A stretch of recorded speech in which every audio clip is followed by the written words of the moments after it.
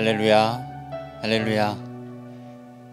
주일 예배 오신 한 분 한 분을 주님의 이름으로 환영하고 축복합니다. 이 시간 함께 성령님의 임재를 소망하며 찬양과 경배로 나아가도록 하겠습니다.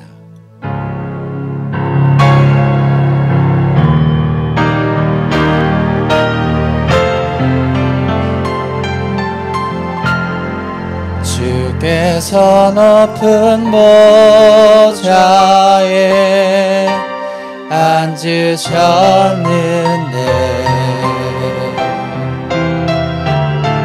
그 옷자락은 성전에 가득하도다.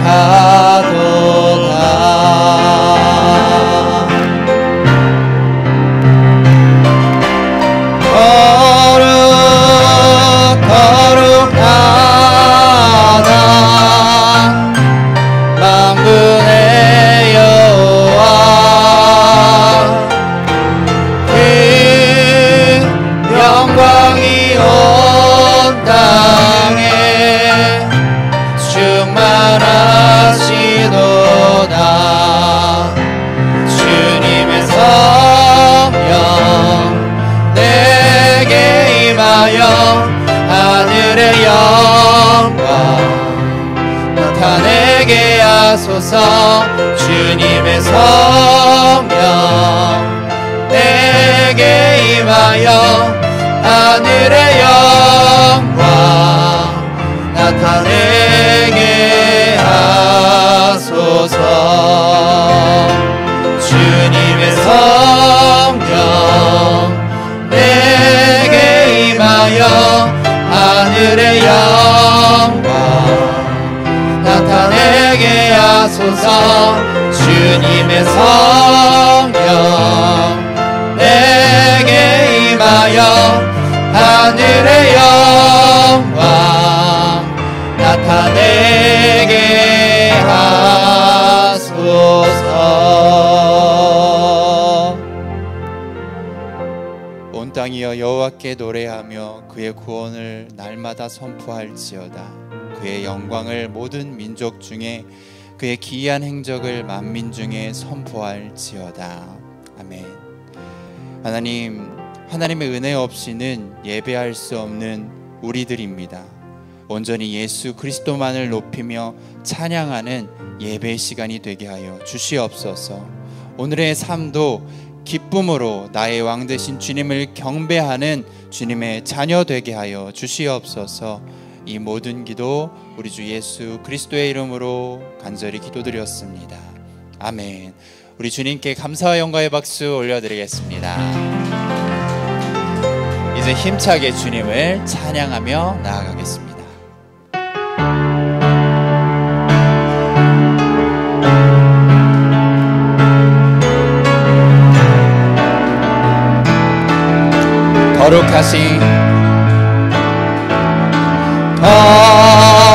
거룩하신 성령이여, 우리에게 임하소서.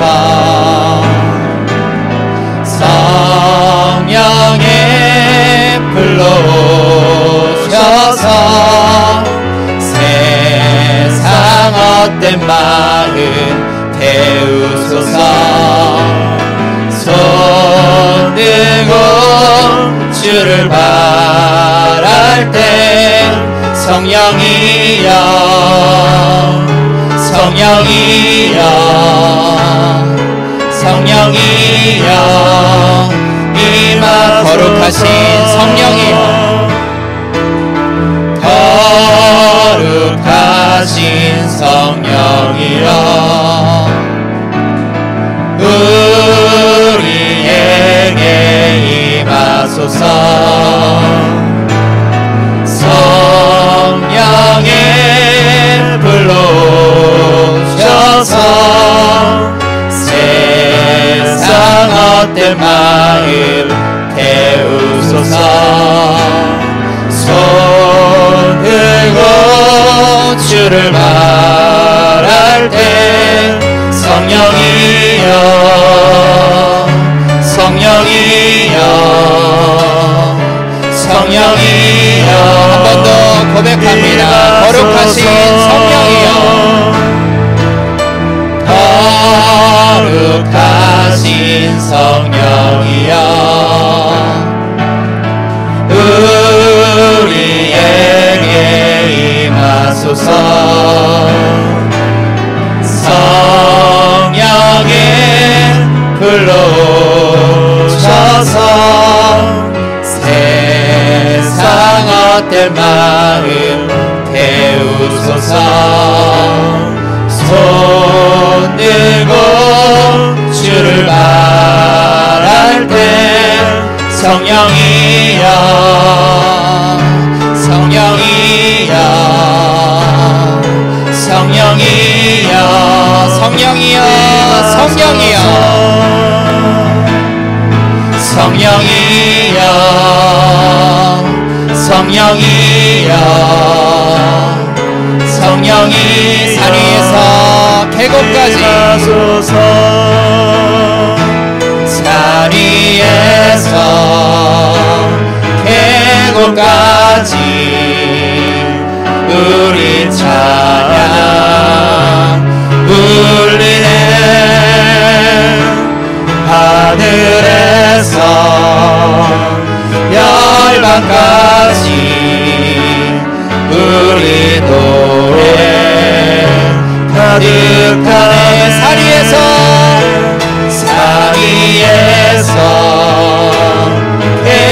계곡까지 우리 찬양 울리네 하늘에서 열방까지 우리 노래 한 번 더 고백합니다. 산 위에서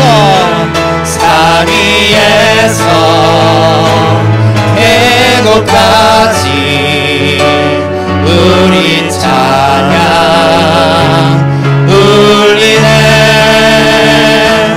하늘에서 열방까지 우리 노래 영광 할렐루야 가득하네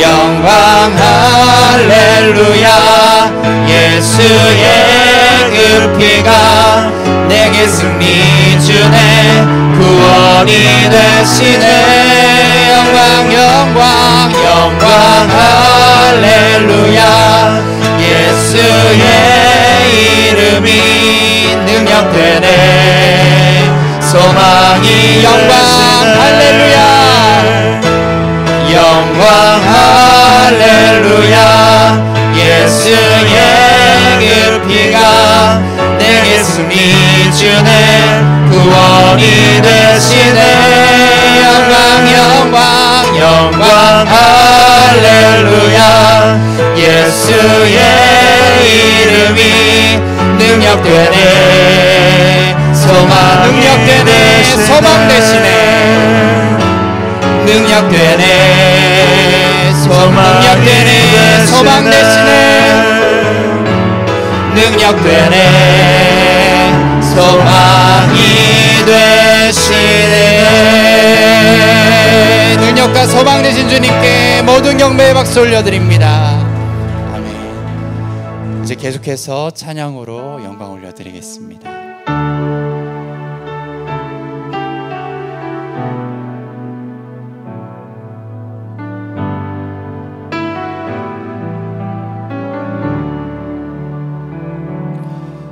주 선한 능력으로 안으시네 그 크신 팔로 날 붙드시네 절망 속에도 흔들리지 않고 사랑하는 주 얼굴 구하리 한 번 더 고백합니다. 주 선한 능력으로 안으시네 그 크신 팔로 날 붙드시네 절망 속에도 흔들리지 않고 사랑하는 주 얼굴 이전의 괴로움 날 애워싸고 고난의 길을 걷는다 해도 주님께 모두 맡긴 우리 영혼 끝내 승리의 날을 맞으리 선한 능력으로 일어서리 주님 의지하리 믿음으로 우리 고대 안에 주 오실 그날 영광의 새날을 맞이하리 주님이 마신 고난에 쓴 잔을 우리도 감사하며 받으리 주님의 남은 고난 채워가며 예수의 복음 위에 살리라 선한 능력으로 일어서리 주만 의지하리 믿음으로 우리 고대 안에 주 오실 그날 영광의 새날을 맞이하리 선한 능력으로 일어서리 주만 의지하리 믿음으로 우리 고대 안에 주 오실 그날 영광 목소리 높여 찬양합니다 선한 능력으로 일어서리 주만 의지하리 믿음으로 우리 고대 안에 주 오실 그 승리의 새날을 맞이 승리의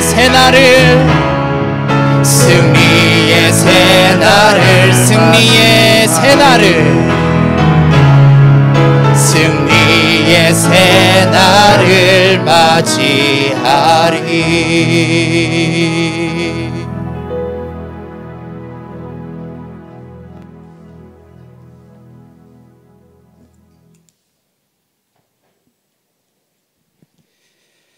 우리의 여호와 되시는 하나님을 찬양합니다. 모든 여건과 환경의 주인 되시는 주님을 의지하며 주 앞에 진실한 마음으로 나아갑니다. 예전과 사뭇 다른 모습으로 드려지는 예배이지만 성령님의 임재 안에서 우리 모두가 주의 귀한 백성인 것을 깊이 체험하는 감사의 예배가 되게 하여 주시옵소서. 갑작스럽게 닥쳐온 엄청난 질병으로 온 인류가 탄식과 두려운 마음으로 일상을 이어가고 있습니다. 불과 단지 3달여 시간이 흘렀을 뿐인데 인류가 만들어 놓은 세상 질서는 혼돈 속에 빠져들고 있으며 지역 간, 국가 간 봉쇄 조치로 모든 것이 단절되어 가고 있습니다. 우리가 미워했던 자들이 우리를 지배하고 있는 것 같으며 쫓는 자가 없는데 쫓기는 자와 같은 마음으로 하루하루를 살아갑니다. 그러나 이러한 어두운 환경 가운데에서도 우리가 소망을 갖는 이유는 이러한 재앙 또한 우리 아버지 되시는 주님의 절대 주권 아래 있음을 저희가 믿기 때문입니다. 이 재앙을 통한 주의 뜻과 계획은 정확히 알 수 없지만 지금까지 고난을 통하여 우리 그리스도인들을 회개의 자리로, 기도의 자리로, 주님과의 깊은 교제의 자리로 인도하여 주시고 계심을 믿습니다. 이전에 복잡하고 힘들었던 세상의 일들을 뒤로하고 단순해진 현재의 삶의 생활로 많은 것을 깨닫게 하여 주셨습니다. 세상 사람들에게는 자연 생태계의 복원화를 보게 하시어 하나님의 보편적 사랑을 나타내셨으며, 우리에게는 형제 자매 간의 만남과 교제의 기쁨이 얼마나 소중한 삶의 일부인지도 알게 하여 주셨습니다. 처음이자 마지막 되시는 하나님 아버지, 이 재앙의 수많은 희생자들과 그 가족의 고통과 신음소리를 들어주시옵소서. 또한 예측할 수 없는 크기의 큰 재난에 대한 두려워하는 이들의 한숨에도 귀 기울여 주시옵소서. 이들을 위해 봉사와 헌신으로 섬기는 수많은 의료진과 봉사자들, 그리고 방역 당국자들에게 주의 얼굴을 비추어 은혜의 빛을 발하여 주시옵소서. 무엇보다도 이를 위해 기도하는 주의 백성들의 기도를 들어주셔서 이 코로나 재앙이 속히 소멸되어질 수 있도록 주님의 크신 은혜를 베풀어 주시옵소서. 그래서 주님의 위대하심을 우리가 더욱 소리 높여 찬양할 수 있게 하여 주시옵소서. 우리에게 영생의 기쁨을 허락하여 주신 하나님 아버지, 죄인된 몸으로 영원히 죽을 수밖에 없는 우리를 자녀로 불러주시고 세워주심에 감사드립니다. 살아가는 시간 동안 우리는 하늘나라의 자녀인 것을 잊지 않게 하여 주시옵소서. 세상의 기쁨과 큰 고난이 있을 때 세상의 원리에 따라 마음이 변화되어지는 자가 되지 않게 하여 주시고, 하늘을 바라보며 하나님의 말씀에 귀 기울여 따르는 변함없는 믿음의 자녀가 되게 하여 주시옵소서. 이 힘겨운 고난의 시기에 우리 어려운 이웃을 돌아보게 하여 주시고, 그들에게 사랑의 손길을 내어드리는 마음의 풍요로움을 허락하여 주시옵소서. 특별히 주님께서 깊이 사랑하여 쓰시는 귀한 선교사님들이 어려움을 돌보아 주시옵소서. 그들의 사역과 가정 위에 주의 크신 은혜로 모든 고난을 극복해 나갈 수 있게 하여 주시고, 우리의 기도와 후원이 더욱더 넘쳐나게 하여 주시옵소서. 회복의 하나님 아버지, 역사적으로 큰 고난을 겪어왔던 우리 조국을 불쌍히 여겨 주시옵소서. 주의 은혜로 어느 때보다 풍성함을 누리는 시대에 살고 있지만 그 내면에는 너무나 복잡하고 복합적인 깊은 갈등이 보편화되어 있습니다. 이 모든 갈등으로부터 회복의 역사가 있게 하여 주시옵소서. 북한과의 관계 또한 주의 역사하심 안에서 회복되어지게 하여 주시옵소서. 정재훈 목사님을 사랑하시고 축복하셔서 주의 권능의 말씀을 전하게 하시니 감사드립니다. 선포되는 말씀이 우리의 어리석음을 깨우치는 말씀이 되게 하여 주셔서 주님의 길, 온전한 믿음의 길을 다시 바라보는 귀한 시간이 되게 하여 주시옵소서. 예배 시종을 위해 수고한 주님의 귀한 동력자들의 마음과 주님에 대한 그들의 깊은 사랑을 기억하여 주시고 주의 크신 영광을 나타내어 주시옵소서. 구원자 되시며 지금도 살아서 역사하시는 우리 주 예수 그리스도 이름으로 기도드렸습니다. 아멘.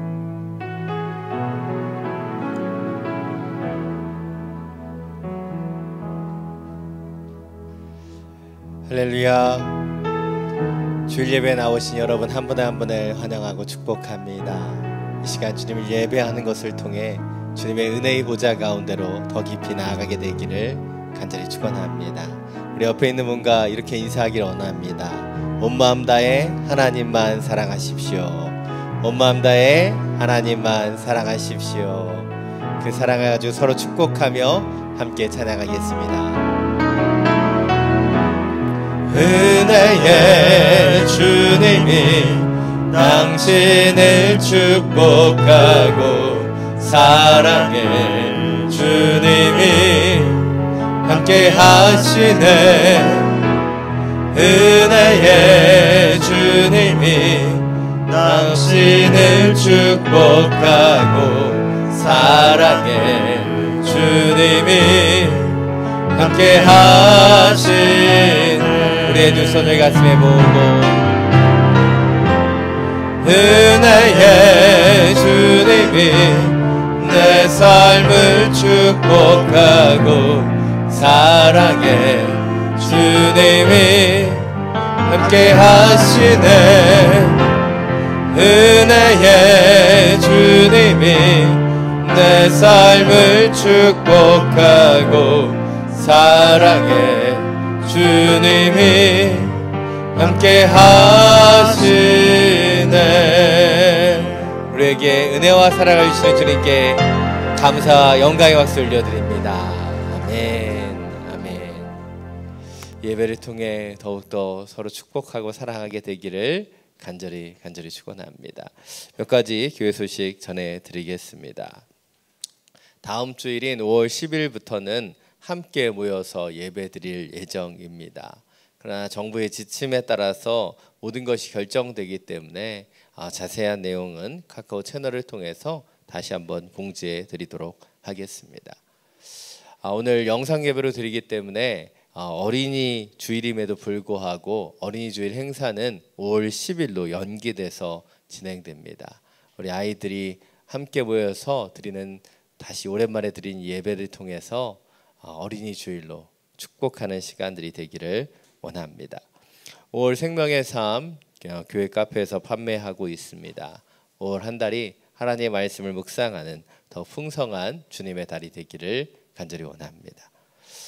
온라인 헌금하실 수 있는 계좌 우리가 안내해드리고 있는데요. 보시고 또 기도로 함께 참여해 주시면 감사하겠습니다. 마지막 한 군데요. 5월부터 봉헌 찬양이 선한 능력으로 우리 좀 전에 불렀던 이 찬양으로 변경됩니다. 이 찬양은 독일 교회가 히틀러에 대항해 침묵할 때 선한 양심으로 히틀러에 대항했었던 디트리트 본 회퍼의 마지막 고백이 담겨 있는 시입니다. 바로 주님의 선한 능력으로 이 시대에 우리가 찬양해야 되지 않을까 이 생각으로 교회가 봉헌 찬양을 바꾸었습니다. 함께 기도하는 마음으로 함께 주님 앞에 봉헌할 때 이 찬양으로 나아가게 되기를 원합니다. 오늘 우리 계신 말씀 마가복음 9장 33절부터 37절까지의 말씀입니다. 오늘 하나님께서 우리 계신 말씀 마가복음 9장 33절부터 37절까지의 말씀입니다. 제가 가진 성경 신약 55페이지입니다. 이 말씀을 저와 여러분이 각자의 성경을 통해 교독으로 함께 봉독하겠습니다.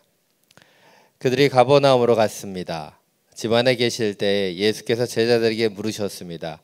오는 길에 너희끼리 왜 논쟁했느냐? 그러자 제자들은 말이 없었습니다.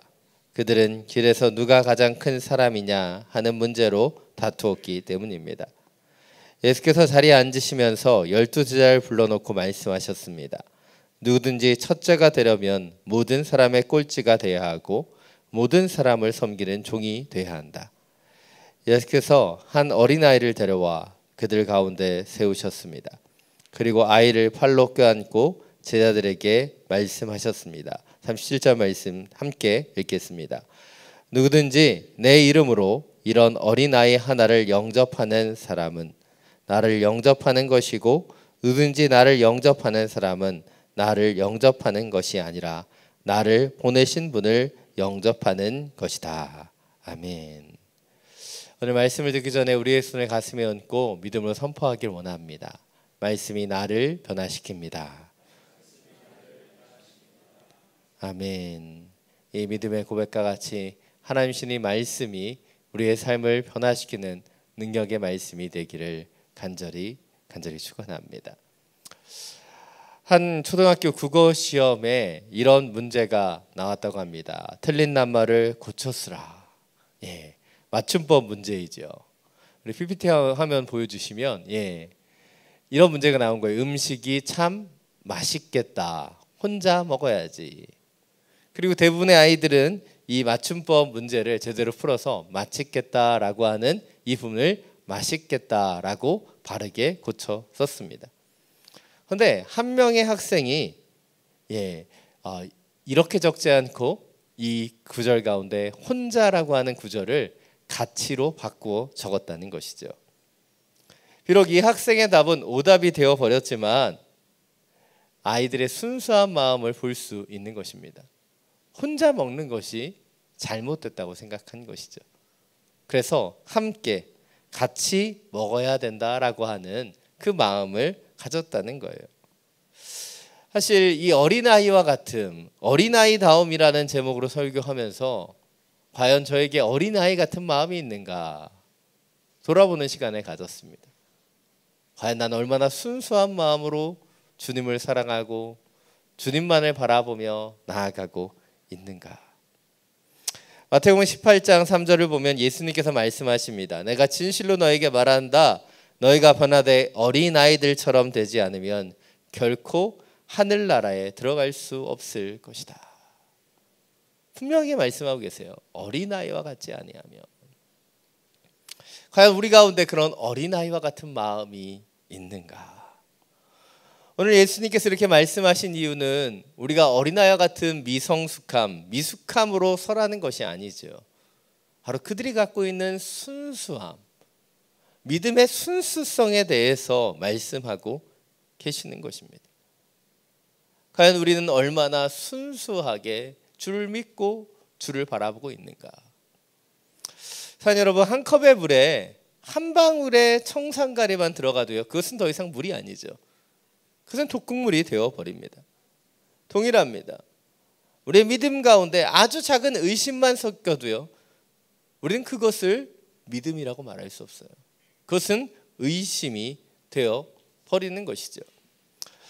하나님께서는 예수 그리스도를 통해서 우리 가운데 그 복음이라고 하는 놀라운 선물을 주셨습니다. 그리고 그 복음을 받아들이고 믿는 그것 가운데 이 순수함이라고 하는 것을 강조해서 우리에게 이 어린아이와 같은 마음에 대해서, 믿음에 대해서 가르쳐 주셨다는 것이죠. 문제는 우리가 이 믿음, 이 복음을 순수하게 받아들이고 순수하게 믿는 것이 아니라 때때로는 인간이 가지고 있는 기준과 조건을 가지고 이 믿으려고 한다는 것이죠. 믿음이란 무엇인가? 믿음의 행위에 대해서 얘기합니다. 구원의 조건에 대해서 얘기합니다. 구원의 기준들에 대해서 얘기해요. 그러나 오늘 주님께서 우리에게 가르쳐 주시는 이 복음은, 이 믿음은 순수하고 변질될 수 없는 아주 기본적이고 중심을 향하는 것이 되어야 하는 것이죠. 오늘 본문에서도 예수님께서는 제자들의 잘못을 지적하시면서 그들의 그 순수함을 회복할 것을 가르치고 계십니다. 오늘 본문 33절부터 34절 말씀입니다. 다시 한번 함께 읽겠습니다. 그들이 가버나움으로 갔습니다. 집 앞에 계실 때 예수께서 제자들에게 물으셨습니다. 오는 길에 너희끼리 왜 논쟁했느냐? 그러자 제자들이 말이 없었습니다. 그들은 길에서 누가 가장 큰 사람이냐 하는 문제로 다투었기 때문입니다. 가버나움으로 가는 길에서 제자들은 누가 큰 사람이냐 하는 문제로 다투었어요. 그리고 예수님께서 그것을 아시고 그들에게 물으셨습니다. 오늘 오는 길에 너희들은 왜 논쟁했느냐? 주님이 모르셔서 물으신 것이 아니죠. 그들이 잘못된 논쟁에 대해서 이제 주님께서 가르치시기 원했기 때문에 반응하고 계시는 겁니다. 오늘 제자들의 이 논쟁의 모습, 누가 크냐, 누가 더 대단하냐, 논쟁하는 이들의 모습을 통해서 인간의 본성에 대해서 참 많이 생각하게 됩니다. 하나님의 나라의 그 복음을 전하는 그 일들을 하면서 예수님과 함께 그 아름다운 주님의 사역을 감당하면서도 그들은 인간의 본성으로 싸우고 다툴 수 있구나 생각되었기 때문이죠. 그렇습니다. 제자들은 어떻게 논쟁하고 싸웠을까요? 오늘 본문 가운데 전혀 나타나지 않지만 일명 베드로, 우리가 잘 아는 이 베드로는 야, 니들 무리에서 걸어봤어? 이렇게 얘기하면서 싸웠을지도 모릅니다. 내가 그래서 큰 사람이야. 아마 예수님의 사랑하는 제자로 불려지는 요한은 내가 누구보다도 예수님 옆에 있지 않냐라고 주장했을 수도 있습니다. 아마 마태는 이전에 그가 사회적인 이력들을 이야기하면서 내 캐리어 때문에 내가 크다고 주장했을 수도 있습니다. 이렇게 주님의 일을 함께하는 사역자들 가운데서도요, 이렇게 서로 크다, 서로 대단하다 경쟁하는 구도들이 나타날 수 있다는 것이죠. 이렇게 제자들이 싸웠던 것들처럼 목회자들 사이에서도 이런 욕망들이 나타납니다. 내가 더 인정받고 싶은 마음, 내가 더 드러나고 싶은 마음이 있죠. 오늘 우리 교회도 180여 명의 전임 사역자들이 있습니다. 그런데 이 전임 사역자들이 서로 함께 주님의 일을 동역하지만 그 안에는 보이지 않는 경쟁들이 있는 거예요. 물론 그것이 선한 모습으로 드러나기를 원합니다. 그러나 제가 여러 번 말씀드렸지만 같이 사역을 하다 보면 제 마음속에 진짜 너무 사랑하고 너무 존경하고 이런 목사님만 계시진 않는다는 거예요.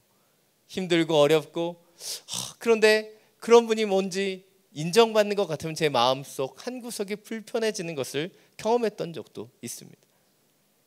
교회 안에서도 그런데 교회끼리는 어떠할까요? 더합니다. 옆 교회가 부흥하면 얼마나 축복할 일이에요. 그런데 이런 축복은요, 3일 금식해야지, 인간의 본성을 제해야지만 가능해지는 것입니다. 교회와 목회자들이 이런데 세상은 어떻겠습니까? 요즘 세상은 무한 경쟁 시대라고 얘기하죠. 경쟁의 구도가 심화되고 너무나 뚜렷하게 나타나고 있어요. 남들보다 서로 높아지려고 애씁니다.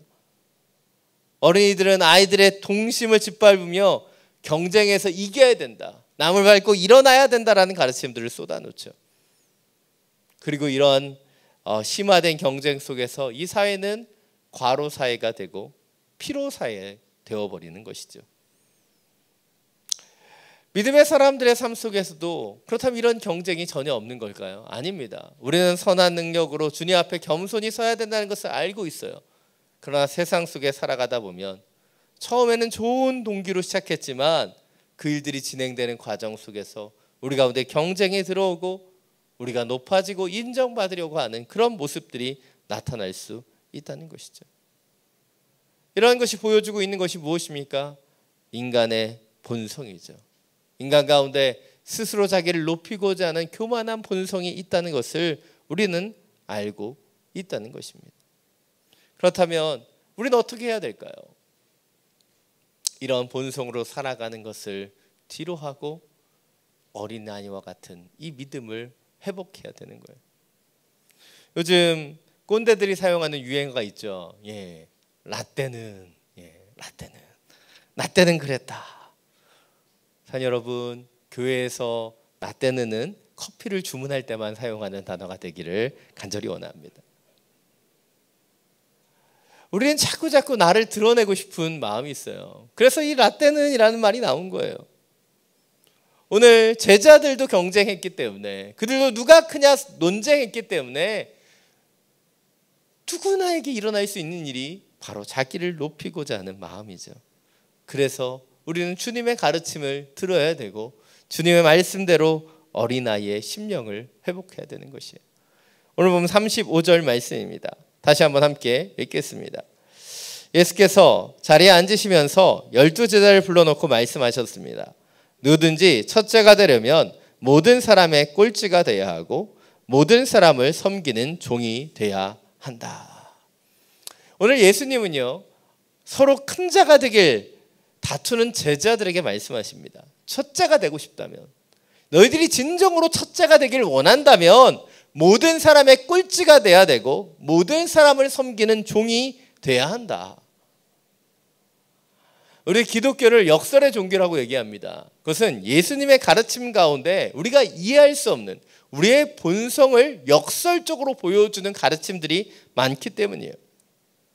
인간적인 마음으로는 이해할 수 없는 그 가르침, 역설적인 가르침들이 나타나기 때문입니다. 근데 이 가르침은요, 언제까지 역설적인 것이 될까요? 우리가 그 말씀을 살아내고 말씀의 참된 의미를 깨닫기 전까지는 역설적인 거예요. 이해되지 못하기 때문이죠. 오늘 예수님은 서로 높아지길 원하는 제자들에게 꼴찌가 되라고, 섬기는 종이 되라고 말씀하셨습니다. 왜일까요? 첫 번째로 서로 높아지려고 하면 그들 가운데 논쟁이 나타나고 싸움이 나타나고 그 공동체는 깨어지지만 낮아지고 섬기고 사랑할 때만이 그 공동체는 연합과 화합으로 나아갈 수 있기 때문이에요.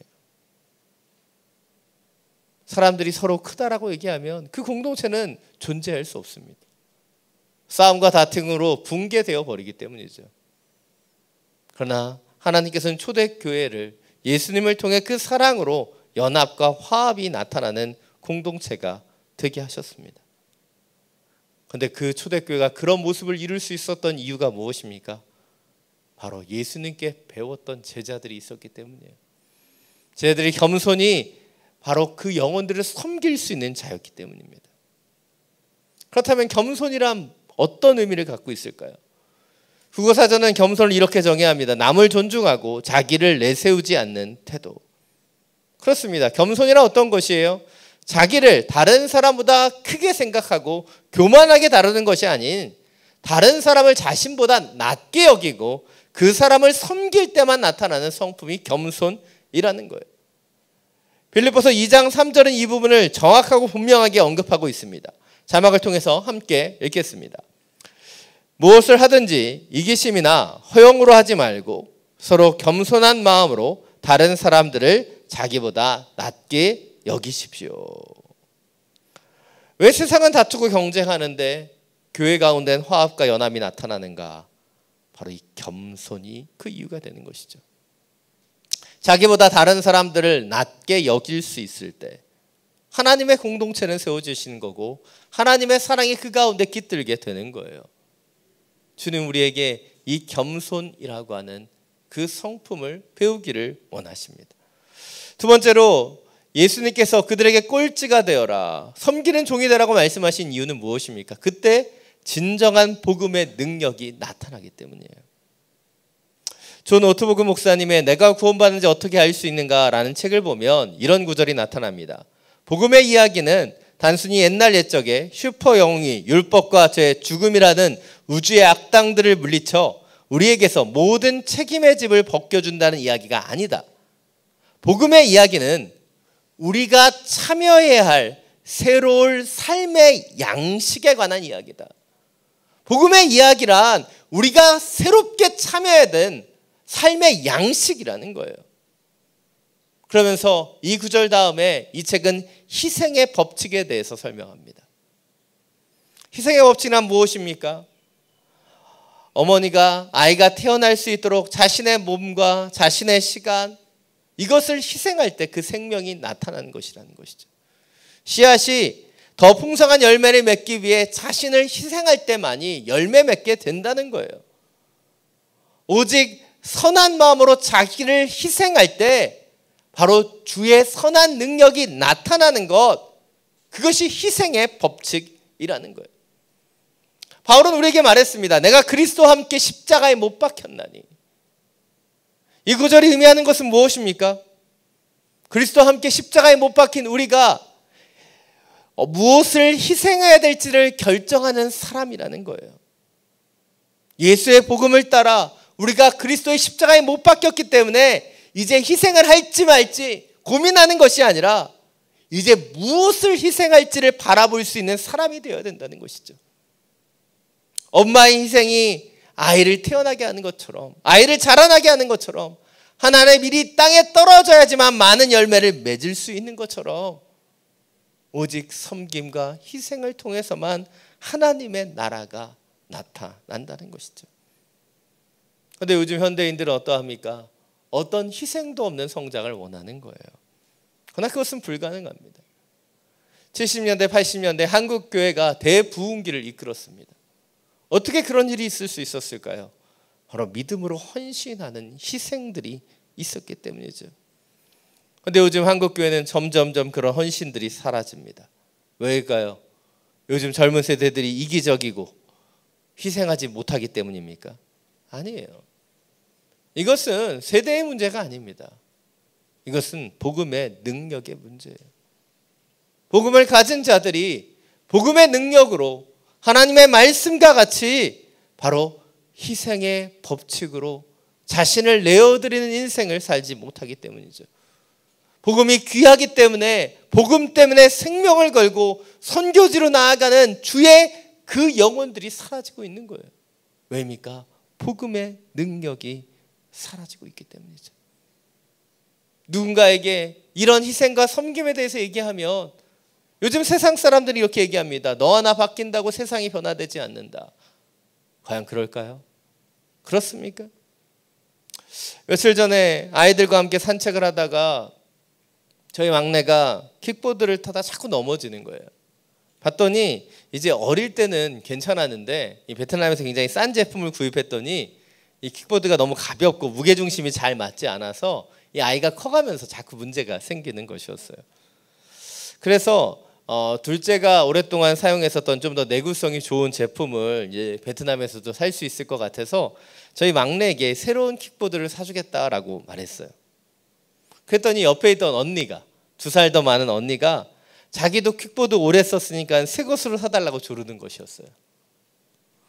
그때 이 둘째의 말에 제가 약간 발끈하면서 이 아이에게 다그치듯 말했습니다. 승현이는 막내는 처음부터 아빠 엄마가 좀 그 싼 걸 사줘서 이렇게 넘어지고 다치니까 새로운 걸 사주려고 하는 것이지 너는 잘 쓰고 있는데 왜 새 것이 필요하냐 막 이렇게 다그치고 있었어요. 그때 막내가 중간에 끼어들어서 이렇게 얘기하는 거예요. 그럼 언니한테 새 거를 사주고 자기는 언니 거를 쓰면 된다는 것이죠.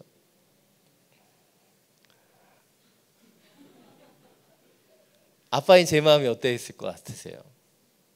제가 누구에게 더 사주고 싶겠습니까?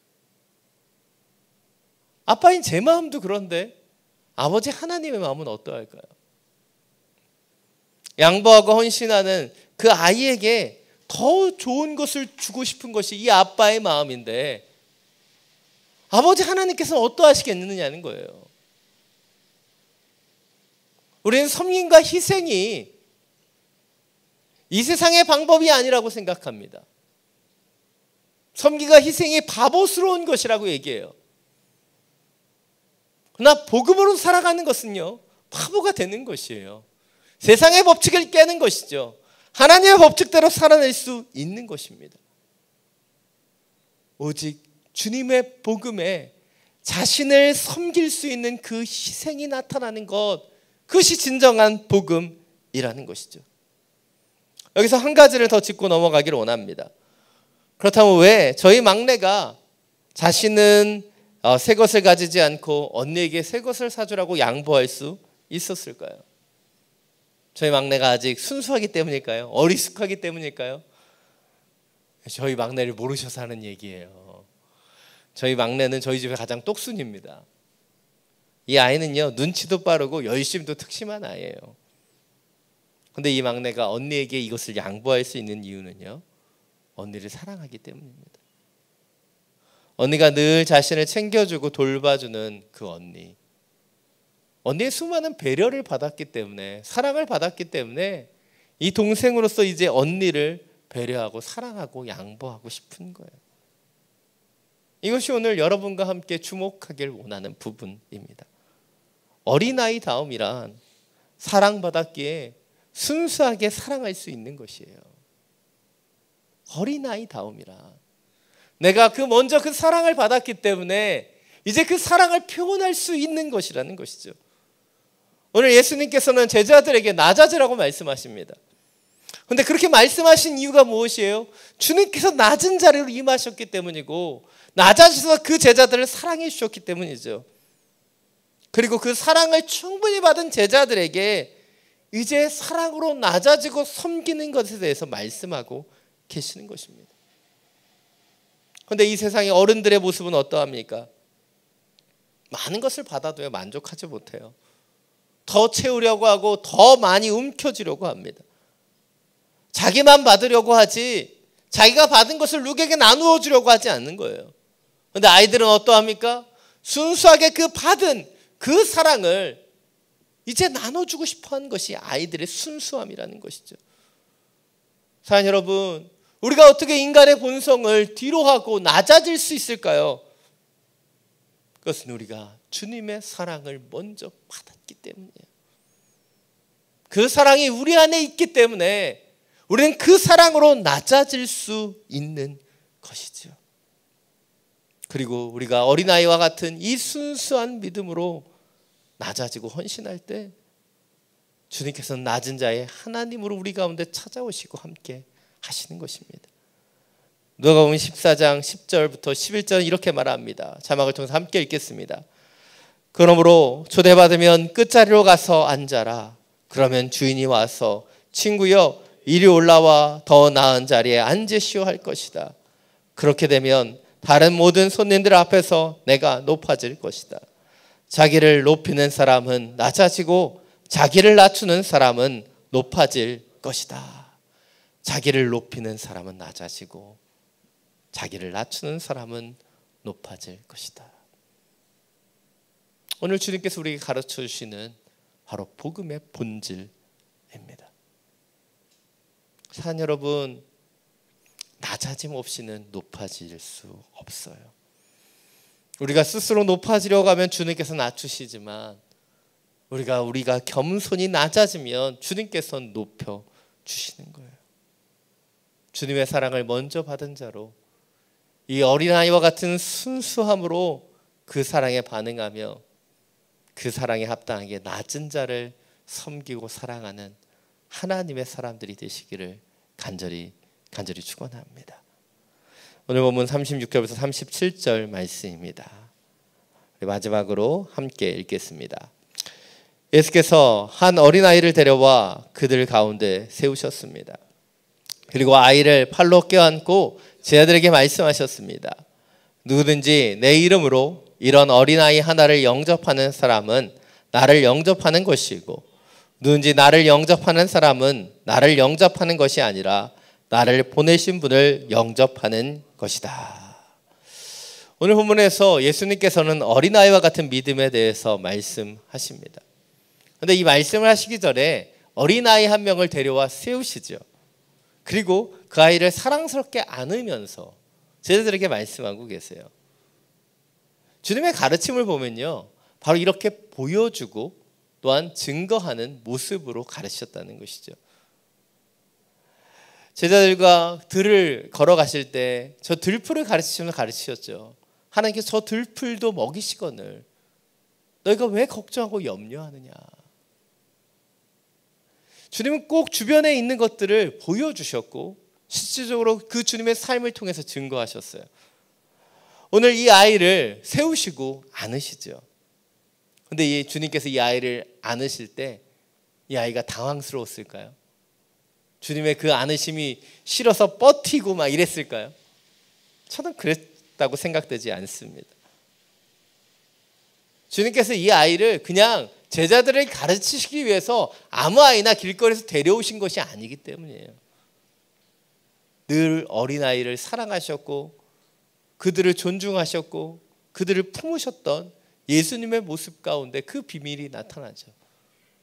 주변에 늘 예수님을 찾아오던 그 아이가 그 주변에 있자 그 아이를 보여주면서 어린아이와 같은 신앙을 얘기하시는 거예요. 그리고 그 아이를 품고 그 아이가 주님의 품에서 느끼는 만족과 은혜들을 보게 하신 다음에 그들에게 이 어린아이와 같은 믿음에 대해서 말씀하셨다는 것이죠. 그러나 우리는 당시 이 어린아이가 어떤 존재였는지에 대해서 생각해 볼 필요가 있습니다. 지금은 아이들이 너무 귀하죠. 그러나 당시 사회에서는요, 아이들은 경시받고 천대받았습니다. 성인 남자들은요, 잘 아이들을 양육하지 않았어요. 어린아이들을 다루는 것은 여성의 일이라고 생각했기 때문이죠. 그리고 아직 미숙한 어린아이들이 막 남자들이 함께 있는 곳에 나오는 것을 경시했습니다. 그런데 주님께서는 그 아이들 한 명 한 명을 이뻐하셨고 사랑하셨고 안아주셨다는 것이죠. 오늘 이 모든 장면을 그 제자들에게 보여주시면서 주님은 그들에게 마지막 37절을 통해서 말씀하시죠. 누구든지 내 이름으로 이런 어린아이 하나를 영접하는 사람은 나를 영접하는 것이고 누구든지 나를 영접하는 사람은 나를 영접하는 것이 아닌 나를 보내신 분을 영접하는 것이다. 주님은 이 아이를 안으시고 이 말씀을 하셨어요. 그것은 주님께서 그렇게 사셨던 것처럼 제자들에게 스스로를 높이고 스스로 큰 자가 되는 길이 아니라 주님과 같이 이 어린아이를 섬기는 길을 걸어가기를 원하셨기 때문이죠. 그리고 이 어린아이를 영접하는 그 기쁨, 섬기는 기쁨, 그것이 주님을 섬기는 것과 같다라고 말씀하셨다는 거예요. 다시 말해서 오늘 본문은 경시받고 천대받는 사회적인 약자인 이 어린아이를 예수님과 같은 동일한 선상에 두시고 말씀하셨다는 거예요. 마태복음 25장 40절을 보면 예수님의 가르침 가운데 비슷한 말씀이 나타납니다. 우리 자막을 통해서 함께 읽겠습니다. 내가 진실로 너에게 말한다. 무엇이든 너희가 여기 있는 내 형제들 중 가장 보잘것없는 사람에게 한 것이 곧 내게 한 것이다. 아멘. 오늘 주님은 말씀하고 계십니다. 나약한 어린아이를 영접하는 것이 주님을 영접하는 것이다. 가장 보잘것없는 사람에게 한 것이 바로 주님께 하는 것임을 말씀하고 계시다는 거예요. 오늘 말씀을 준비하면서 저는 참 많이 찔리고 아팠습니다. 과연 나는 어떻게 주님을 영접하고 있는가? 어린아이를 영접하는 것이 주님을 영접하는 것이고 가장 보잘것없는 사람에게 한 것이 주님께 하는 것이라고 얘기하시는데 과연 나는 이 땅의 연약한 자들을 어떻게 다루고 섬기고 영접하는가? 제 주변에 뭐 그런 사람들 별로 없지만 잘나고 힘 있는 사람들에게도 그렇게 잘 못하는데 이 나약하고 연약한 사람, 어린아이와 같은 사람, 보잘것없는 사람들에게 과연 나는 어떻게 섬기고 있는가? 제 모습을 돌아보게 되었어요. 과연 난 어떤 섬김으로 서 있는가? 주님이 가르치셨던 제자들과 같이 나는 여전히 이 세상 속에서 더 크고 인정받기를 원하는 모습으로 살고 있지는 않은가? 주의 말씀을 대언하고 말씀을 준비하는데 너무나 많은 찔림이 있었습니다. 그렇다면 이 땅의 낮은 자를 위해서 이 땅의 연약한 자를 섬길 수 있어야 되는데 과연 나는 그렇게 살고 있는가? 저한테 자꾸 질문하게 되었습니다. 사랑 여러분, 주님을 영접하는 것이 무엇입니까? 주님을 섬기는 것이 무엇이에요? 야고보서는 우리에게 얘기하죠. 보이지 않는 하나님을 사랑한다고 얘기하면서 보이는 이웃을 사랑하지 않는 것, 그것은 불가능하다고 말합니다. 우리가 주님의 사람으로 살아가는 가장 중요한 방법은 무엇이에요? 바로 이 땅의 연약한 자를 사랑할 수 있는 것이죠. 보잘것없는 사람을 대접할 수 있는 것, 그것이 주님이 우리에게 원하시는 그리스도인으로 사는 방법인 것이에요. 그런데 우리는 사실 이것에는 별로 관심이 없습니다. 많은 그리스도인들이 관심이 있는 것이 무엇이에요? 바로 어떻게 구원받는가? 어떻게 천국에 가는가? 왜 그것에 관심을 갖습니까? 가장 최소로, 가장 조금만 헌신하고 섬기면서 우리는 하늘나라에 가고 싶기 때문이에요. 그래서 수많은 사람들이 하늘나라에 들어가는 조건에 대해서 궁금해합니다. 그래서 이 말씀을 당시의 바리새인의 법칙으로 풀어보면 어떻게 연약한 사람을 섬겨야지만, 어느 정도 영접해야지만 이것이 이루어지는 것인가 관심 갖게 되는 것이죠. 폴 히버트라는 사람의 이론에 의하면 집단을 구분하는 방식은 크게 두 가지의 방법이 있습니다. 첫 번째는 유계 집합이라고 하는 방법이에요. 유계집합은 경계를 명확히 합니다. 그 선을 명확하게 하는 거예요. 예를 들면 삼각형이다라고 하는 것은 어떻습니까? 세 면을 갖고 있어야 되고 세 꼭지점을 가진 기하학적인 모양이 삼각형이라고 정의하는 거예요. 그러면 이 경계는 굉장히 문명해집니다. 삼각형 하면 이 조건을 충족해야지만 삼각형이 되는 거예요. 그리고 이렇게 유계집합을 정확히 세우는 순간 안과 밖은 분명해져요. 무엇이 삼각형이고 무엇이 삼각형이 아닌지를 우리는 분명하게 알게 되기 때문이죠. 그러하기에 유계집합의 구성은 굉장히 분명하고 정적이에요. 성경적으로 이 유계집합을 얘기하면 이 유계집합을 가장 선호했던 사람들은 바리새인들입니다. 그들은 기준을 세우기를 원했습니다. 그들은 율법을 지키는 자와 지키지 않는 자로 구분했어요. 그리고 자신들은 율법을 잘 섬기고 있기 때문에 하나님을 섬기고 있다고 착각했죠. 바로 율법이란 유계집합을 가지고 움직였기 때문입니다. 그런데 주님께서 오셔서 바리새인들을 꾸짖으셨어요. 제자들에게 바리새인의 누룩, 그들의 교훈을 조심하라고 가르치셨습니다. 왜입니까?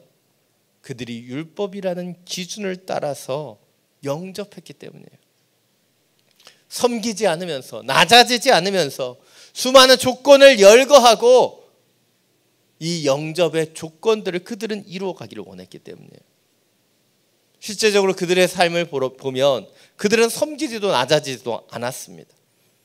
착한 사마리아인의 비유에서 은유적으로 나타났듯이 당시 종교 지도자들은 당신은 거룩한 예배를 드려야 되기 때문에, 피는 부정하기 때문에 여러 조건과 이유를 달고 섬기지 않는 것을 선택했다는 것이죠. 강도 만난 자의 이웃이 되지 못했다는 거예요. 그것이 유계집합으로 나아가는 영접의 한계라는 거예요. 두 번째 구분하는 방법은 중심집합이에요. 이 집합에서 중요한 것은 경계와 기준이 아닌 중심이 제대로 향하고 있는가, 그것을 보는 거예요. 예수님께서 우리에게 보여주셨던 공동체는요, 유계집합의 공동체가 아닌 중심집합의 공동체였습니다. 주님께서는 제자들에게 하나님의 나라가 무엇인지 직접 보여주셨고 하나님을 향한 중심으로 나아가는 것이 무엇인지를 가르치셨어요. 그들에게 어떤 행위, 어떤 기준, 어떤 조건이 중요하다고 가르치지 않았습니다. 그들에게 하나님을 사랑하는 것을 보여주셨고 이웃을 낮아져 섬기는 것을 보여주셨어요. 오늘 주님은 어린아이를 영접하는 것이 무엇인지 분명히 그 삶을 통해서 보여주셨어요. 그 아이를 존중하고 그 아이에게 귀를 기울이고 그 아이를 사랑해주고 안아주는 것임을 보여주셨습니다. 그 중심이 그 아이를 존중하는 것에 있음을 말씀해 주셨어요. 사랑하는 여러분, 주님을 영접한다는 것, 그것은 어떤 수치, 어떤 조건, 어떤 기준을 이야기하는 것이 아니에요. 우리의 중심이 어디 있는가? 우리의 중심이 주님 안에 있는가? 우리의 중심으로 연약한 자를 섬기고 싶은가?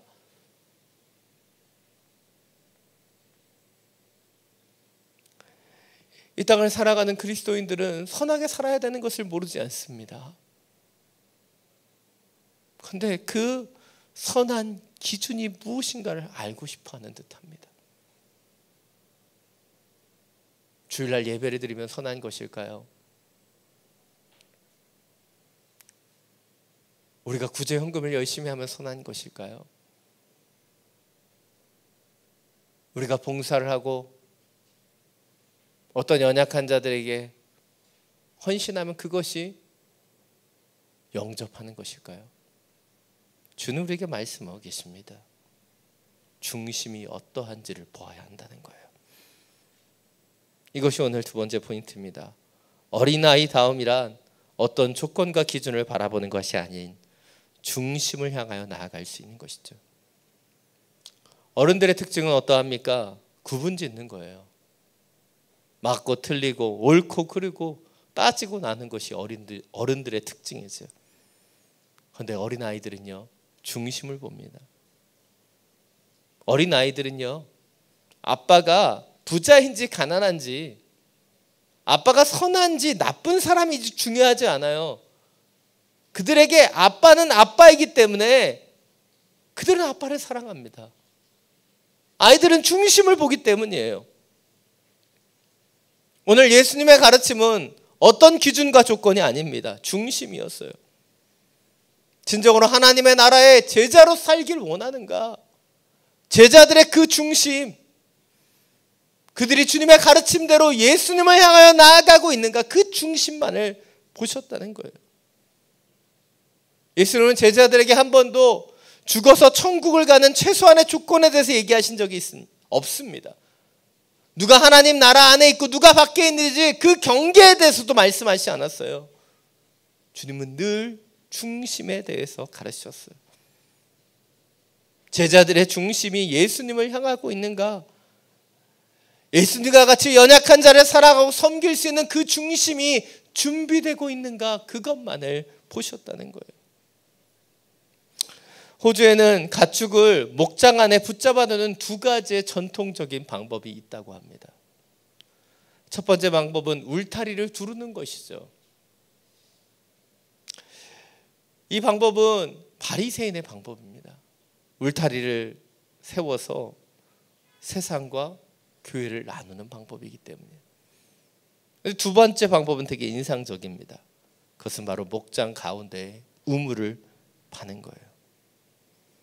경계를 세우는 것이 아닌 그 목장의 중심 가운데 생명의 시원한 우물이 넘쳐나게 하면 그 동물들은 떠나지 않는다는 것입니다. 이 어두운 세상을 밝게 비추는 빛으로 믿음의 성도들이 교회가 서는 방법, 그것은 그 중심 가운데 우물을 파는 거예요. 경계를 세우고 기준을 세우고 교회와 세상을 나누는 이분파적인 것을 원하는 것이 아니라 하나님의 생명수가 우리 가운데 넘쳐날 수 있도록 우물을 파야 되는 거예요. 어린아이와 같은 순수한 그 사랑, 그 사랑이 없으면 우리는 진정한 제자가 될 수 없습니다. 우리의 중심이 어린아이와 같이 예수님을 바라보고 그분을 향하여 나아가지 않으면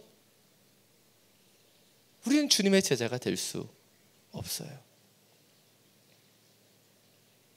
사랑 여러분, 이 교회가, 믿음의 성도가 바로 그 중심을 향하여 나아가게 되기를 원합니다. 우리에게 그 사랑을 베풀어 주신 그 주님의 사랑, 그 중심으로 서게 되기를 원합니다.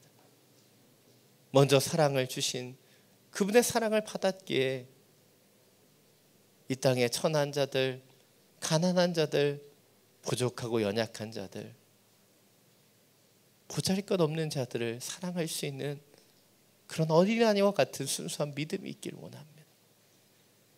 우리의 중심이 세상을 향하는 것이 아닌 예수 그리스도를 향하기에 우리의 중심이 주님을 사랑하듯이 이 땅에 아프고 병들고 연약한 자들을 향하여 나아갈 수 있게 되기를 간절히 축원합니다. 이 시간 주님만 사랑하리, 이 찬양을 주님 앞에 올려드리고 우리 함께 기도하기를 원합니다. 이 찬양을 함께 부를 때 이 어린아이와 같은 순수한 마음, 주님만을 사랑하고 주님만을 바라보기를 원하는 그 마음, 그 중심으로 이 찬양을 올려드리기를 원합니다.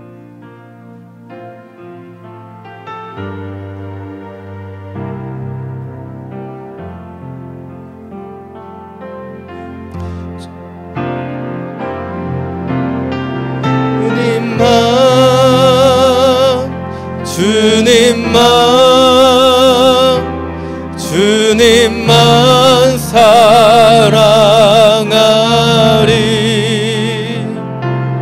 나의 왕 나의 주님을 더욱 알기 원해. 나 주님께 오직 주께 경배하네. 거룩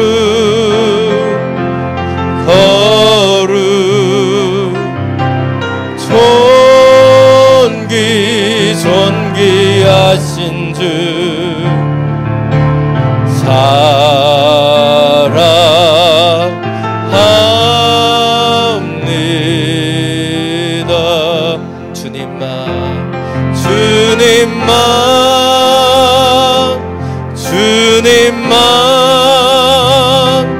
주님만 사랑하리.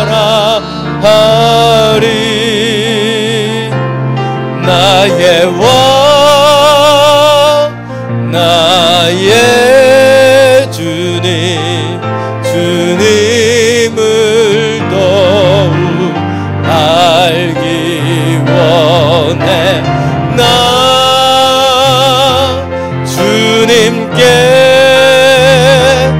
오직 주께 경배하네.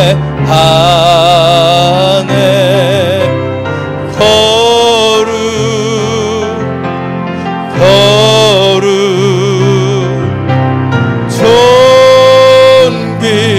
존귀하신 주 사랑합니다.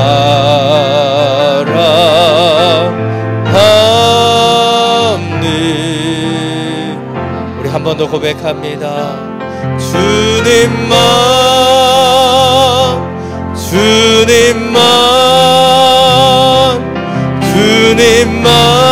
사랑하리.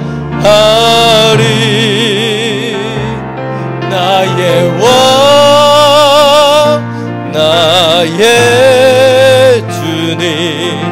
주님을 더욱 알기 원해. 나 주님께 오직 주께 경배하네.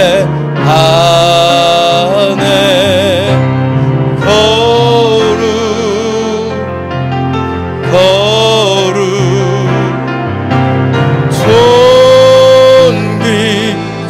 존귀하신 주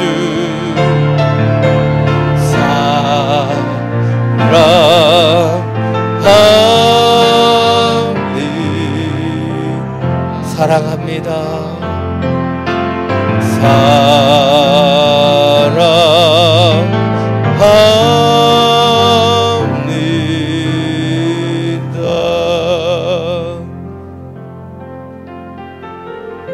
이 시간 함께 기도하며 나아가기를 원합니다. 이 시간 기도할 때 오늘 주신 말씀과 같이 어린아이와 같은 그 마음을 회복하여 주님의 그 사랑을 받은 자로 주님만 오직 주님만 사랑하며 살게 하여 주옵소서.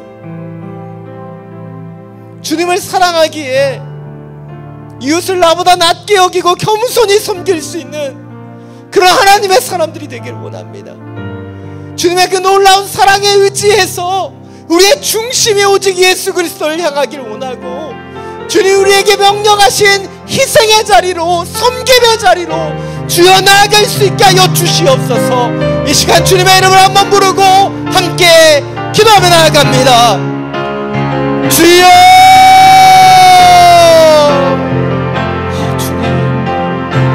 주님, 오직 주님만을 사랑하며 주님만을 섬기며 주님만을 따라가는 그 인생을 살기를 원합니다. 세상의 방법 따라 경쟁하며 서로 크기를 원해서 큰 자가 되기만을 원했었던 인생이 아닌, 우리를 위해 낮아지시고 우리를 사랑해 주셨던 그 주님의 사랑을 바라보며 이제 주님과 같이 누군가를 사랑하며 섬기는 그 인생을 시작하기를 원합니다. 나만을 바라보며 이기적인 마음으로 그 사랑을, 나만을 받기를 원하는 그 인생이 아닌, 우리에게 그 주신 그 사랑을 이제 나누며 실천하며 섬기기를 원합니다. 우리의 중심이 오직 예수 그리스도를 향하기에 주님만을 주님을 사랑할 수 있기에 이 땅에 우리를 보내신 그 자들에게, 우리에게 섬기라고 말씀하신 그 자리에 그 영혼들에게 주님의 사랑으로 섬기며 사랑하며 서기를 원합니다. 주님, 우리 가운데 그 사랑으로 서게 하여 주옵소서. 어린아이와 같은 그 믿음, 오직 주님을 사랑하는 그 중심으로 서기를 원합니다. 세상의 방법이 아닌 그리스도의 그 사랑을 가진 자로, 낮은 자로 임하신 낮은 자의 하나님이 되시는 당신을 바라보며 그렇게 사랑하며 살기를 원합니다. 그렇게 섬기며 살기를 원합니다. 이 땅의 어린아이와 같은 낮은 자, 보잘것없던 그 영혼들을 섬기고 영접하는 것이 주님을 섬기는 것이기에 우리의 중심이 그들을 향한 사랑과 긍휼과 은혜 가운데 설 수 있도록 함께하여 주옵소서. 기준과 조건을 따라 나아가는 바리새인의 방법이 아닌 낮아지셔서 사랑하시며 죽게까지 희생하신 예수 그리스도의 방법으로, 그분의 중심으로 살아가며 살기를 원합니다. 거룩하게 살기를 원합니다. 그들을 존귀하게 섬기며 그들을 나보다 낮게 여기고 그들을 존중하며 사랑하며 섬기기를 원합니다. 그 마음을 다하여 주옵소서. 그 중심을 다하여 주옵소서.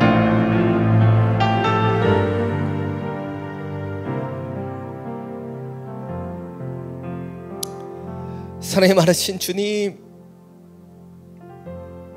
주님만을, 오직 주님만을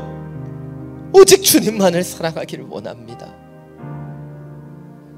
그러나 우리가 주님만을 사랑하기를 원하는 그 마음 가운데 자꾸 세상을 사랑하며 세상의 방법으로 사랑하는 그 마음들이 들어옴을 고백합니다.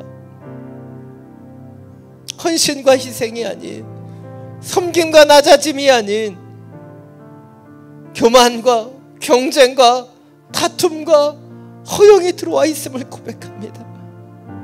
주님, 주님의 보혈의 사랑으로 이 모든 세상의 방법들을 씻어 주옵소서. 다시 예수 그리스도의 중심을 향하게 되기를 원합니다. 세상을 바라보며 부요함을 바라봤던 우리의 인생이 아닌 예수 그리스도를 바라보는 그 중심으로 이 땅에 보잘것없는 자, 이 땅에 연약한 자를 작은 예수가 되어 섬기는 그런 인생이 되기를 원합니다. 우리를 그 부르신 그 자리에서, 보게 하시는 그 자리에서 섬기며 사랑하며 희생하며 살게 하여 주시옵소서. 우리 주 예수 그리스도의 이름으로 기도드립니다. 아멘. 함께 모두 제자리에서 일어나셔서 봉헌 찬송 주님 앞에 올려드리며 나가겠습니다.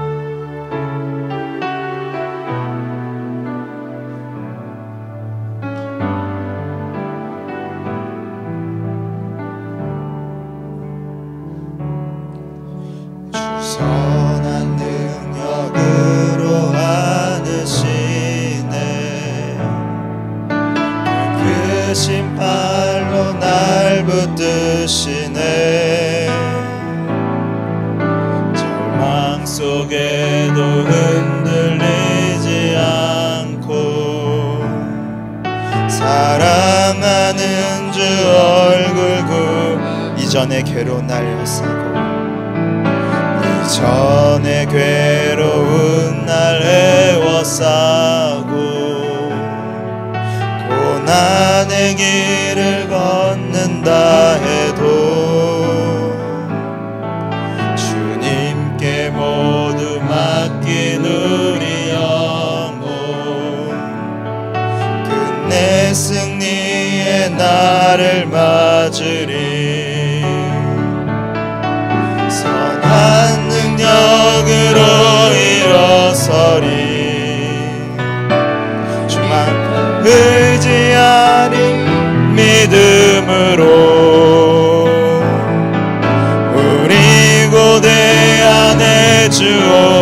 그날 영광의 새날을 맞이한 주님이 마신 고난, 주님이 마신 고난에 쓴 잔을 우리도 감사하며 마시리.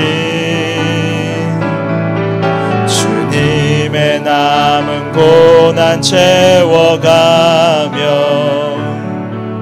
예수와 복음 위에 살리라.